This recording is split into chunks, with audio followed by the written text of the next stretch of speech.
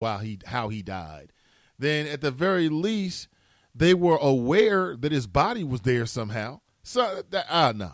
Again, I remember those stories being out there about his organs not being there, but it was from some of these hoax sites. Some of these sites will put up some of the most salacious headlines and just an endeavor to get you to go there one time. They just want one click. Just one click. What else here? Tracy, back and forth. Miller writes, especially if they got Kentucky plates at Jericho. Yeah, I've done it. I've done it on my street. Because there's not a lot of white folks that live on my street. And there's been a lot of heroin activity on my street. And these cars that I've never seen before, these vehicles, they've got these out-of-state plates. Many times it's Kentucky. I see them interacting and buying what I believe is heroin or drugs. So after a while, you start thinking, okay, well, if I see anybody down here that fits this stereotype, that fits this description, then they must be, they must be doing the same thing. They must be exhibiting the same behavior. So, okay, having said that and being able to admit it, is that a racist thing? Is that racist? Like if a police officer assumed that you've got white people driving into black neighborhoods, they've got that heroin abuser kind of look. And before you say, so what does that look like, Nate? Heroin abusers comes in all walks of life. You know what I'm talking about. I'm talking on the street level.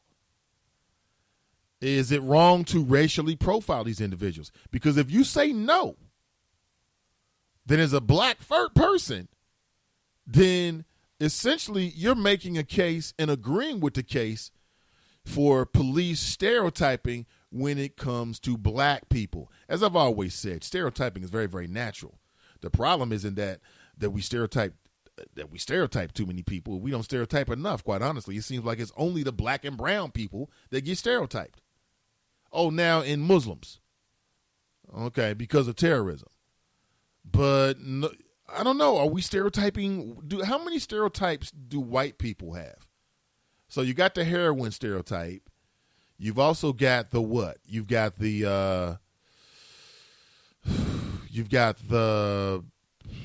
militia, white guy militia stereotype. You got that stereotype.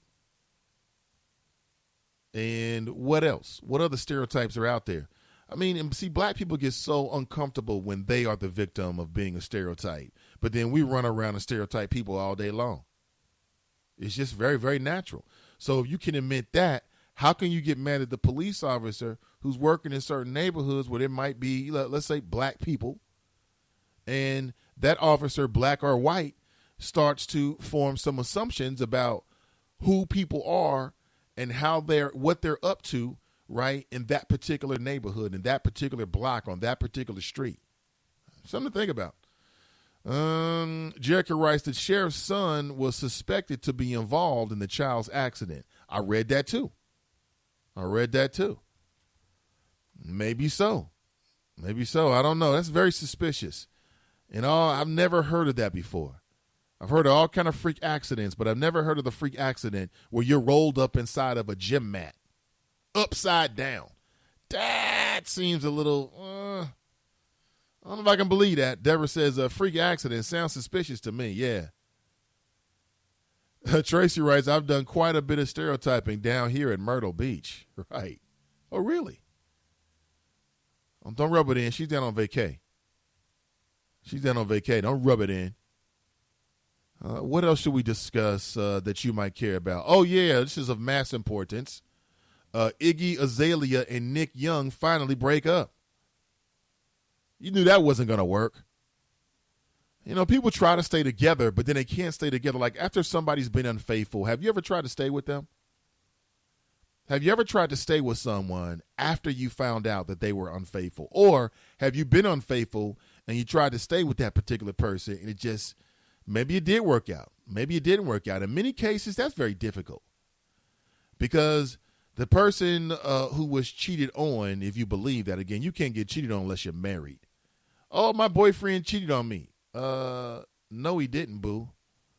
Oh, my girlfriend cheated on me. No, he didn't, sir. No, she didn't. You can't cheat on somebody if you don't really have a real commitment. All that boyfriend and girlfriend stuff is fake. It's just made up. There's no real tie that binds other than a few words. That's ridiculous. But have you ever been in a situation before and you cheat on this individual, or you get cheated on, you try to stick it out, you try to work on it? But if you're the person who's been cheated on, I mean, how do you get over that so quick? It's like, now you want to be up in my face? 2 weeks ago, you was over with that other dude. Now you want to be over here with me, huh? Mm-hmm. Did you kiss him like that? Did you touch him like that? Uh-huh. I mean, those are the kind of things that run through your mind. And then if not only have you been cheated on, but you've been lied about it, like you've been lied to, like straight up to your face. Like, where are you going? Oh, I'm pick up some chicken. You're going to pick up some chicken? And it takes you 2 hours. And, oh, yeah. When I was over at the chicken place, I ran into John. And then we went back to his house. He was playing some video games. And I forgot to call you, babe, right? Like, if you straight up lied to the face of an individual, believe it or not, that makes it worse than the cheating. I mean, just for the cheaters out there, just so you know. Makes it worse because now not only did you get cheated on, it's an issue of your judgment. But now, not only do I question your judgment, I'm questioning everything you've ever said to me now. You must be lying to me about a lot of different stuff. And that's why that cheating stuff, man, can just mess up some relationships. It really can. A lot of people are saying that Nick Young cannot blame D'Angelo Russell. Because if Nick Young wasn't cheating, then D'Angelo Russell never would have anything to sort of like spill the beans about or to reveal to his fiance. How do you feel about that? I wanted to get the thoughts of the ladies in the room. Mature people. Fellas, you too. Very mature. That ish don't work, man. Listen, when you get dogged out like that, somebody cheat on you, you've got to take some time away. You can't stay in a relationship like, well, I'm just going to try to deal with this and just proves my love to you. Because it's just not going to work. It's not going to work. You need to just break up for a little while, 6, 7, 8 months, get back together if you decide to. But you got to take that time. Because if you don't, number one, you totally lose power in a relationship. It's like, oh, man, I can cheat and get away with this? Like, you cool? We're going to stay together? I'm still hitting it? Dang. I'm going to keep on cheating. So it's very, very simple. Very, very simple. Tracy writes, Nate, you opening some old wounds, LOL. Open them up. I want to know. Jerica writes, I think we are all guilty of stereotyping. We innately judge. I don't think it's always a bad thing. Yeah, it's not well, when is it ever not a bad thing to judge somebody? I mean, like if you're a parent and you're judging the adults that you allow to be around your children, that makes perfect sense. Homeboy look like a pedophile. You can't watch my kids, period. I don't care if you are or not. You just look like it. Yeah, I mean, as a parent, you got to do those kind of things. But I don't know. Mila writes, there's a difference between stereotyping and good police work. A black man in a nice car doesn't equal drug dealer. Well, Mila, it depends. How did a black man get that nice car? I mean, you slinging crack rock or you got a wicked jump shot? Which is it? Now, if you got a wicked jump shot, once we settle up with this here traffic stop, make sure I get an autograph. And if you slinging that crack rock, guess what? I'm taking you in. If you missed it, the Supreme Court on Monday ruled in favor of the police state. In the case coming out of Utah, here's what happened. If you just tuned in, a man is pulled over. His name is Shreve. He's pulled over in Utah for no reason. The police really had no evidence whatsoever that he was doing anything wrong. They just had a suspicion about him, a hunch. The officers run his license and find out that he's got like a minor traffic infraction, perhaps a warrant or an outstanding ticket. Now, how is it that because I have an outstanding ticket, that qualifies my car to be searched? That right there off the top doesn't make a lot of sense. What does one have to do with the other, folks? Nothing. Think about it. Nothing. So because I've got a unpaid parking ticket, that means that it's reasonable that I might have drugs inside the car. Whoever was on the Supreme Court who said that was okay was a damn Gilligan.